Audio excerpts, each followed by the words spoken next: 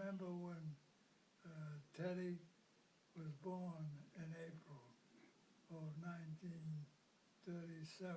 We got married in 1936. So he was born within 9 or 10 months of we got married.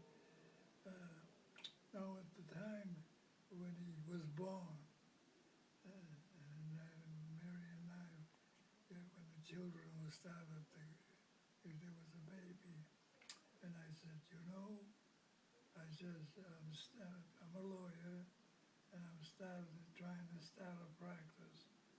I says, I hope I can build up a pretty good practice, and I hope Teddy will be a lawyer. And Mary agrees. She says, yeah, well, let's hope so. So, anyway, to make a long story short, 2 years later, to the day, on April 5th of 1939,